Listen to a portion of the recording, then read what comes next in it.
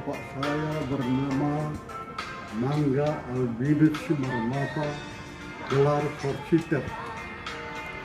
Voorzitter ini adalah gelar yang diberikan oleh pemerintah Belanda pada tahun 1935. Dia membentuk kooperasi di Medan, mengumpulkan semua orang Batak yang jualan ulus, jualan kain, jualan bawang di dalam satu perkumpulan yang namanya Koperasi Pulau Samosir. Ratusan anggotanya. Oleh pemerintah Belanda, semula perkumpulan ini dianggap gerakan bawah tanah melawan Belanda. Bapak sudah mau ditangkap, mau dibuang ke Digul. Berkali-kali Bapak diperiksa oleh Belanda mengenai perkumpulan Koperasi Pulau Samosir ini. Ternyata hasil pemeriksaan pemerintah Belanda bahwa perkumpulan ini adalah perkumpulan sosial, bukan perkumpulan politik. Maka dibenarkanlah berdiri Koperasi Pulau Samosir ini dengan nasihat kepada Bapak Mangga Albinus Simarmata supaya koperasi ini diurus izinnya, badan hukumnya, restoration dari pemerintah Belanda.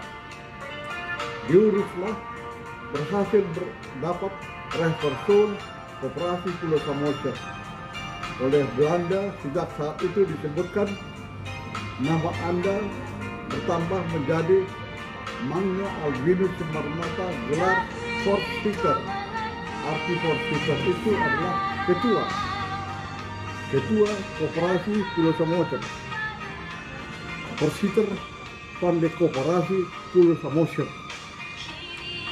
Sejak saat itu Bapak memimpin koperasinya, mengumpul semua orang-orang Batak yang ada di perantauan Sumatera Timur, Sumatera, Medan dalam satu kesatuan Pulau Samosir ini. Rapat terus-terusan berjalan, kegiatan koperasi berjalan. Pada tahun 1938, akhir bulan Januari, datang berita dari Samosir, disampaikan oleh ajudannya R. Permata. Yang terakhir, Bapak ini adalah Brigjen TNI Raja Permata. Waktu itu dia masih muda, ajudan Bapak. Baru tamat sekolah, ayah dari Pangururan. R. Permata, Raja Permata, mengatakan kepada Bapak, membisikkan, Bapak sedang pidato berapi-api untuk memberikan semangat kepada semua orang Batak perantauan supaya bersatu di dalam bisnis jual ulus, jual kain ini. Jangan ada persaingan tidak sehat. Akhirnya ajudannya nasihatkan Bapak bahwa ada berita dari Samosir, anakmu lahir seorang laki-laki. Begitu mendengarkan anaknya lahir, Bapak Mangga Albinus Simarmata, gelar Voorzitter, mengambil palu, diketoknya meja, rapat ditunda sampai saya pulang dari Samosir. Anak saya yang pertama, yang sudah saya nantikan selama 10 tahun lebih, lahir seorang laki-laki. Rapat ini diadakan di Rijksbioskop Medan. Bapak pulang ke Samosir, melihat anak yang lahir dan mengumpulkan tua-tua adat, raja-raja adat, bagaimana tata cara adat kelahiran anak yang pertama ini. Akhirnya diadakan gondang Batak, pesta adat 3 hari 3 malam. Dan tradisi adat adalah pada saat terakhir pesta itu adalah pemberian gelar kepada yang lahir. Oleh raja-raja adat sepakat diambil salah satu nama dari nenek moyang kami yang terkenal, yang hebat, untuk menjadi nama saya. Nama yang diberikan kepada saya adalah Debata Oloan, salah satu nenek moyang kami. Begitu mendengar nama ini, ibu saya Katerina Manik mohon izin kepada tua-tua adat, jangan memberikan nama itu, karena saya sudah dibaptis menjadi Kristen yang pertama di kampung kami. Ibu yang menjadi Kristen yang pertama di kampung kami dan diberi gelarnya Katerina Manik. Jadi ibu memohon jangan dibikin nama Debata Oloan, karena dalam Kristen Debata itu Tuhan. Jangan diberi gelar nama anak saya. Akhirnya jadilah nama saya Raja Oloan. Waktu berjalan terus, saya mulai besar dan sudah bisa sekolah. Saya masuk sekolah dasar, dulu namanya sekolah rakyat, di gereja AKBP di kampung saya. Kelas 1 sampai kelas 3 di sekolah rakyat gereja AKBP di kampung. Sesudah kelas 3 pecah agresi pertama dan kedua, perang kemerdekaan. Semua anak sekolah dikumpulkan di gunung-gunung. Ada beberapa tempat. Saya dapat tempat di Gunung Harapovan namanya. Saya di situ sekolah kelas 4 sampai kelas 6. Pada akhir kelas 6, penyerahan kedaulatan, semua anak sekolah dikumpulkan kembali di ibu kota Samosir, Pangururan. Saya pun sekolah ke Pangururan kelas 6. Pas masuk Pangururan, ujian akhir kelas 6. Ujian akhir ini sangat istimewa bagi saya, dan saya tidak akan lupakan seumur hidup. Semua keluarga, bapak, mama, opung saya, keluarga dari opung semua, dua belah pihak, mengantar saya ujian kelas 6. Perjalanan sangat jauh. Dari kampung saya ke tempat sekolah ujian ini 6 km. Pulang balik 12 km. Jadi barisan pengantar sangat banyak untuk mengantarkan saya ujian kelas 6. Sebelum berangkat, saya dikasih makan nasi kuning dengan telur ayam. Selama ujian kelas 6 ini, semua keluarga yang mengantar, bapak, mama, dan nenek saya semua duduk di halaman sekolah menunggu saya selesai ujian kelas 6. Beberapa saat setelah selesai ujian, ada pengumuman bahwa saya lulus kelas 6 dari SD Pangururan. Bapak dengan mama berunding. Bapak mengatakan, saya mau bawa anak kita ini ke Medan SMP supaya dia bisa melihat kemajuan dan yang pintar-pintar dan yang tinggi pangkatnya. Waktu kelahirannya belum lahir, saya sudah mimpi anak ini. Mimpi saya adalah menarik seekor kuda putih dari Danau Toba sampai ke rumah kita. Arti kuda putih ini adalah kuda yang harus dipelihara, dimandikan, dijaga baik-baik hingga dia menjadi kuda yang bagus. Kalau tidak diurus, maka kuda ini menjadi kuda liar.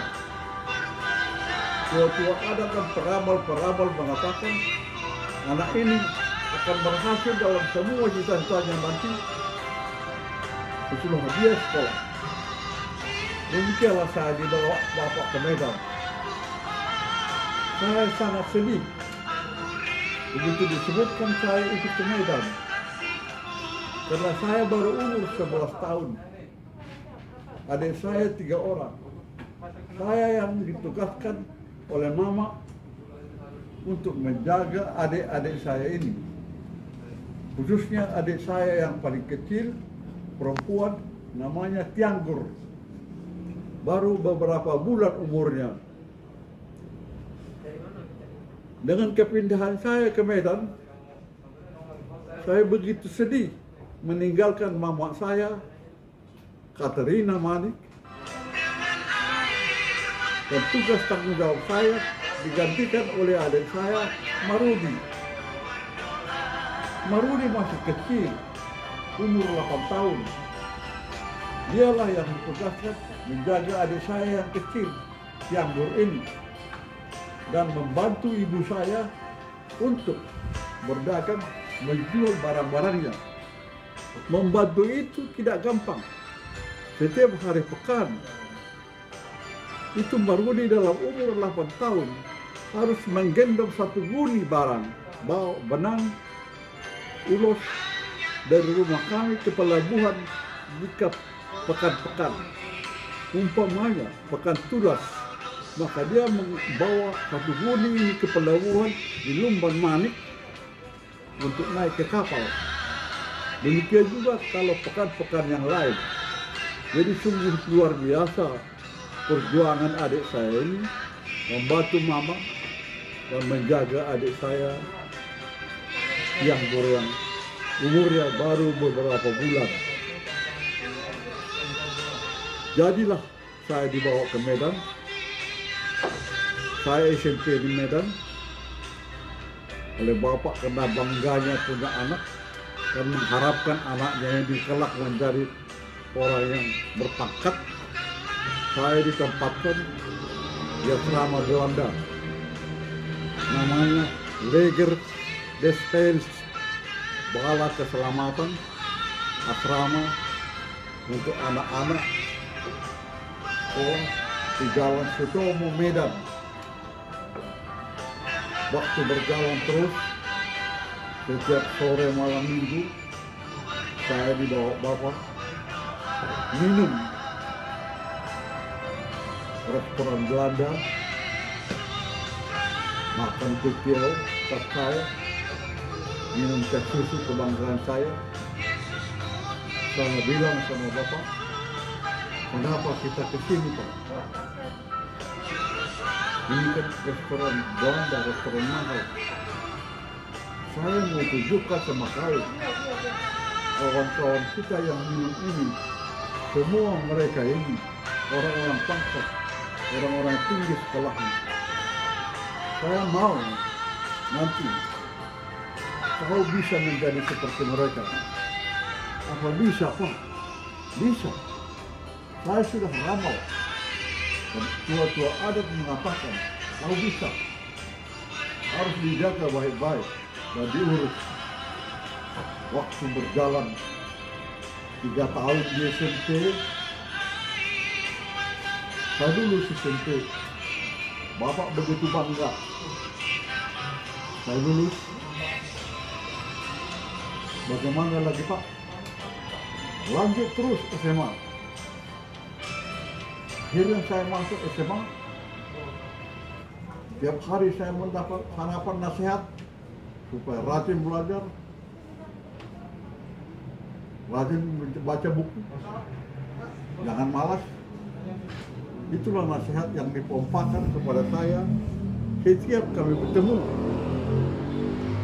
3 tahun tidak terasa di SMA. Akhirnya saya tamat SMA, lapor kepada Bapak Mangga Albinus Simarmata, gelar positer, bahwa saya sudah lulus SMA dan bagaimana Pak lanjutannya. Bapak mengatakan lanjut terus. Saya sudah berpikir Bapak ini, bapak saya ini, bapak yang luar biasa.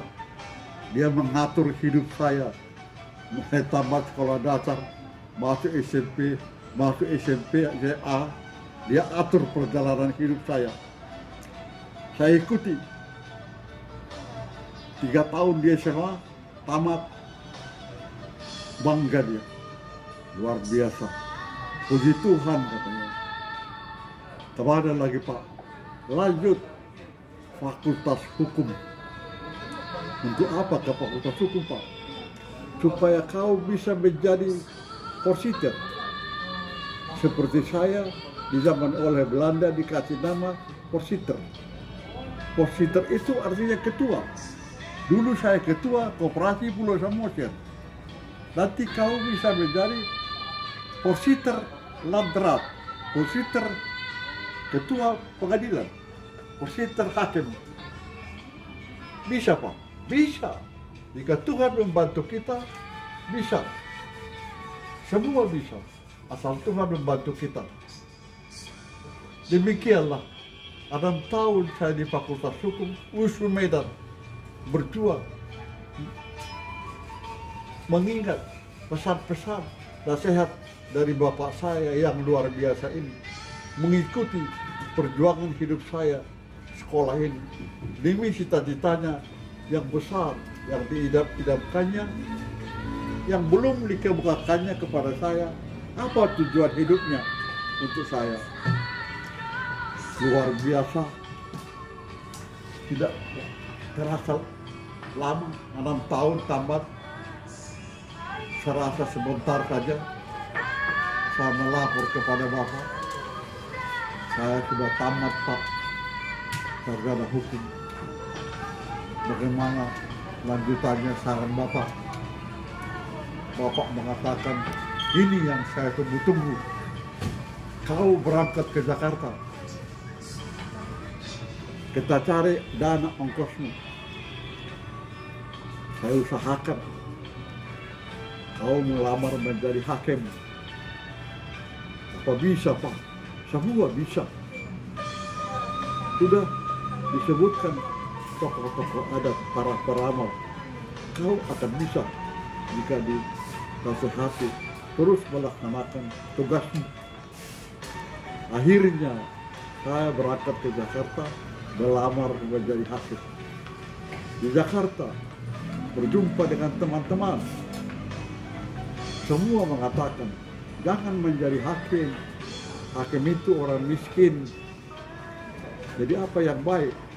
Lamarlah pegawai bank. Ada Bank Negara Indonesia menerima pegawai sekarang. Di mana? Di kota. Akhirnya saya ke kota, kantor Bank Negara Indonesia di kota. Saya langsung bertemu sama direktur utamanya, Bapak Masih SH. Karena waktu itu masih jarang orang yang tamat sekolah. Langsung saya didisposisi, diterima sebagai pegawai BNI. Dan dia bilang sama saya, satu minggu selesai, kau bertugas. Tergantung, terserah kepada kamu mau ditempatkan di mana. Mau pulang ke Medan atau di Jawa. Saya lapor kepada Bapak Forsiter M. Bangga Albinus sebagai Bapak. Ya, saya sudah diterima Pak di Bank Negara Indonesia jadi pegawai. Katanya satu saat nanti saya bisa jadi direktur bank, banyak uang Pak. Katanya, kata teman-teman di Jakarta, jadi hakim itu Pak, orang miskin. Kita belum siap miskin Pak. Kita sudah miskin selama ini. Tambah miskin lagi nanti jadi hakim. Bagaimana Pak? Tidak. Batalkan itu. Akhirnya, atas perintah Bapak, saya batalkan jadi pegawai Bank Negara Indonesia. Tidak jadi. Saya melamar menjadi hakim. Karena pelamar masih sedikit, saya diterima menjadi hakim dan ditempatkan di kota tebing tinggi dan Kabupaten Deli Serdang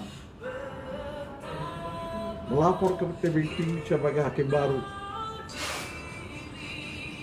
Terjadi beberapa kali mukjizat selama saya bertugas di Pengadilan Tebing Tinggi Deli. 1 tahun menjadi hakim, saya dapat SK daripada Jenderal Soeharto. Saya diangkat menjadi hakim Mahkamah Militer luar biasa, mengadili tokoh-tokoh PKI di Medan dan diberi pangkat mayor tituler. Umur saya pada waktu itu 28 tahun. Begitu bangganya bapak saya ini mendengar kabar ini. Kemudian bersamaan waktunya saya diangkat jadi wakil ketua Pengadilan Tebing Tinggi Deli.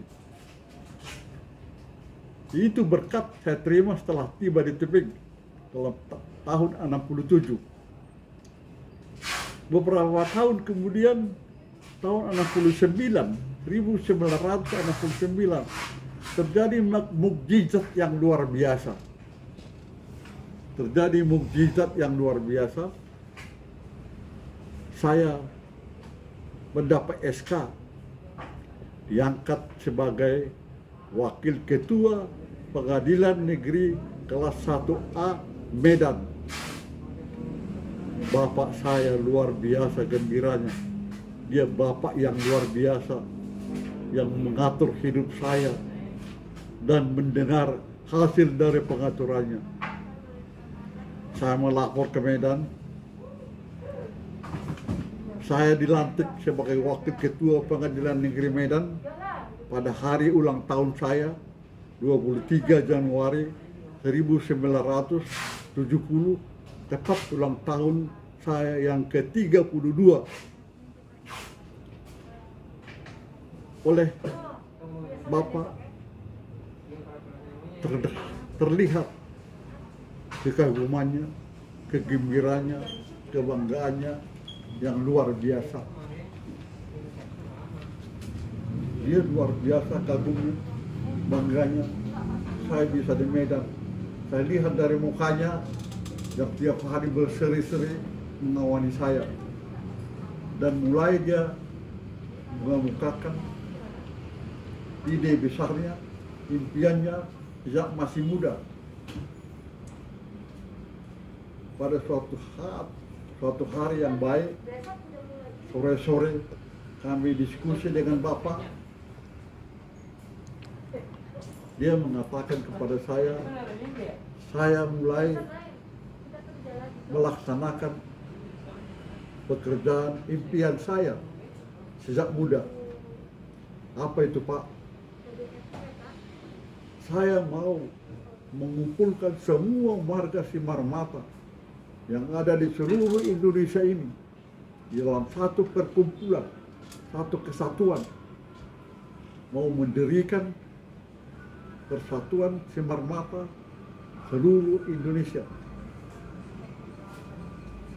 Dan selama hidup saya merantau dan memimpin Koperasi Pulau Samosir, merantau di Medan, saya mempelajari dan mendengar riwayat opungnya Simarmata, yaitu Opu Sumateraja. Luar biasa kehebatannya. Saya tiru, saya kagum kepada semua sifat-sifat keberaniannya. Saya mau mendirikan Tugu Opu Sumateraja. Saya mengatakan itu ide yang luar biasa, Pak. Bapak sudah mulai tua. Apa mungkin Bapak bisa melaksanakan ini? Bapak sudah hampir umur 60. Dia mengatakan, saya tidak takut lagi. Apa yang saya mau takutkan? Anak putra saya tertua, kebanggaan saya yang sudah diramal para tua-tua adat akan menjadi orang berpangkat nantinya. Sudah ada dekat saya, sudah bisa mengawani saya, memperjuangkan ide saya. Akhirnya saya setujui. Oke lah Pak, segala yang Bapak perlukan, saya siapkan. Jabatan wakil ketua pengadilan waktu itu adalah suatu jabatan strategis di Medan. Mulai tahun 70 atau 73, Bapak berjuang mengunjungi teman-temannya, mengunjungi tokoh-tokoh Semar Mata di Pulau Samosir, di Siantar, di Tanah Karo, di Jakarta, di Bandung. Semua dijumpai tokoh-tokoh teman-temannya untuk menyampaikan idenya untuk membentuk perkumpulan Semar Mata seluruh Indonesia dan membangun opungnya Semar Mata, Opus Simataraja. Semua kagum mendengar idenya, prakarsanya ini. Semua menyetujui, laksanakan. Kami akan hadir, laksanakan. Begitulah selesai dia lobby kemana-mana. Terakhir dia konsultasi kepada tokoh-tokoh Semar Mata, Medan sekitarnya. Sudah ada pembentukan penguat Semar Mata daerah-daerah Medan, kampung-kampung. Semua mendukung dan semua setuju. Kita adakan rapat besar adat seluruh warga Semar Mata di Medan. Dibikinlah undangan menghadiri rapat besar warga Semar Mata, makan besar, makan secara adat untuk maksud tujuan yang disampaikan oleh Bapak kepada tua-tua adat membentuk perkumpulan Semar Mata dan membentuk pembangunan tugu Opus Simataraja. Hasil daripada rapat besar terbentuklah Penguan Semar Mata se-Indonesia dan Boruna se-Indonesia. Terbentuklah panitia pembangunan tugu Opus Simataraja se-Indonesia, dan yang menjadi ketua umum pertama kedua penguat ini adalah Bapak ayah saya yang saya kagumi, yang luar biasa ini. Dia menjadi ketua umum yang pertama